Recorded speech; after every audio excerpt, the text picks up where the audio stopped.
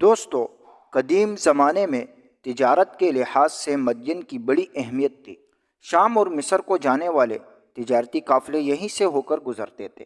مدین کے تاجر ان قافلوں سے گھر بیٹھے خوب کاروبار کرتے تھے اور بڑا نفع کماتے تھے، لیکن دولت کی لالچ نے ان کو بددیانت بنا دیا اور زیادہ مال جمع کرنے کی لالچ میں نہ صرف سود زیادہ مہنگا فروخت کرنے لگے بلکہ ناپ تول میں بھی کمی بیشی شروع کر دی۔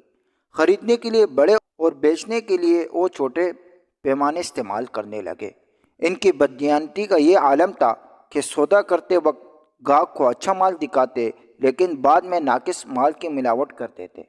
امانت میں خیانت سے بھی نہ چوکتے اور اچھی چیزوں کو ناقص چیزوں میں بدل دیتے۔ حساب کتاب میں کمی بیشی کرنا ان کے لیے معمولی بات تھی۔ لالچ نے انہیں اندھا کر رکھا تھا۔ ان کے دلوں میں غریبوں سے ہمدردی کا شائبہ تک نہ تھا، نہ خدا کا خوف تھا، نہ مخلوق کی شرم۔ وہ ان تمام جرائم کا ارتکاب کرتے اور اپنی مہارت پر فخر کرتے تھے۔ پھر اللہ تعالیٰ نے حضرت شعیب علیہ السلام کو اہل مدین کی طرف رسول بنا کر بھیجا۔ شعیب علیہ السلام نے ان کو دیانتداری کی تلقین کی، ناپ تول کی کمی سے منع کیا، مسافروں اور غریبوں سے نیک سلوک کرنے کے لیے کہا، لیکن ان پر کوئی اثر نہ ہوا۔ مال اور دولت کی لالچ میں ان کو کہیں کا نہ چھوڑا۔ رفتہ رفتہ اہل مدین کی بددیانتی مشہور ہو گئی۔ اس شہر سے گزرنے والے مسافر اپنی ضرورت کا سامان اپنے ساتھ لے کر چلنے لگے تاکہ مدین سے کوئی چیز خریدنی ہی نہ پڑے۔ قافلوں نے ان سے لین دین بہت کم کر دیا، حتیٰ کہ ان کی تجارت کا بازار ٹھنڈا پڑنے لگا۔ اس پر بھی ان کی آنکھیں نہ کھلی اور اپنی اصلاح کرنے کے بجائے وہ حضرت شعیب علیہ السلام کے دشمن ہو گئے۔ انہوں نے حضرت شعیب علیہ السلام سے کہا، تم نے ہمیں تباہ کر دیا اور قافلے والوں کو بدظن کر کے ہمارا کاروبار تباہ کر دیا ہے۔ حضرت شعیب علیہ السلام نے انہیں سمجھایا کہ یہ تمہارے اپنے کیے کی سزا ہے۔ اگر تم صحیح راستہ اختیار کرتے اور دیانتداری سے کام لیتے تو تمہارا کاروبار تباہ نہ ہوتا۔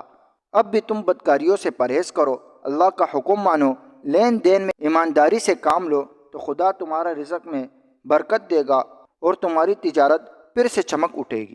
شعیب علیہ السلام کی نصیحت سن کر وہ لوگ اور بھی برانگیختہ ہوئے اور کہنے لگے، ہاں تم بہت عقل مند ہو، بڑے دیانتدار ہو، اگر ہم بھی تمہاری طرح بن جائے تو کہاں سے؟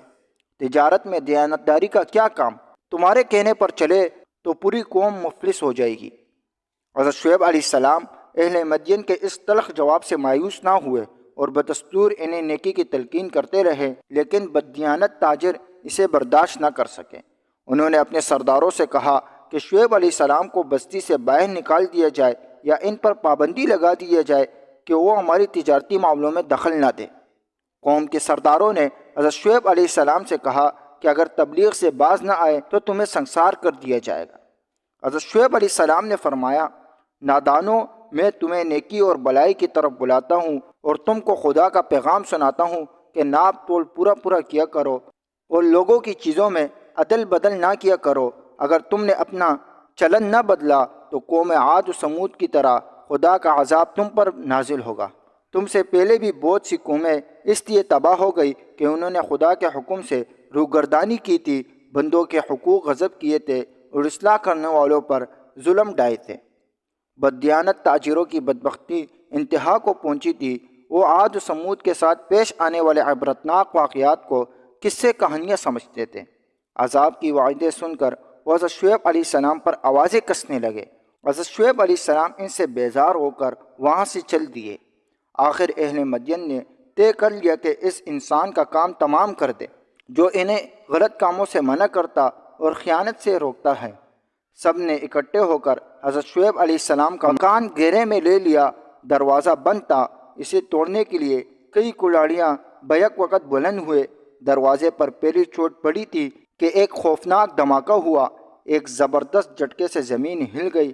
حملہ آور منہ کے بل زمین پر آ رہے دھوئے کے گہرے بادلوں نے پوری بستی کو لپیٹ میں لے لیا۔ پہاڑ سے گرم لاوے کا سیلاب اژدہے کی طرح نکلا اور شہر کو نگل گیا، سوائے ان گھروں کے جہاں اللہ والوں نے پناہ لے رکھی تھی۔ صبح ہونے تک بستی اور بستی والوں کا نام و نشان تک نہ رہا۔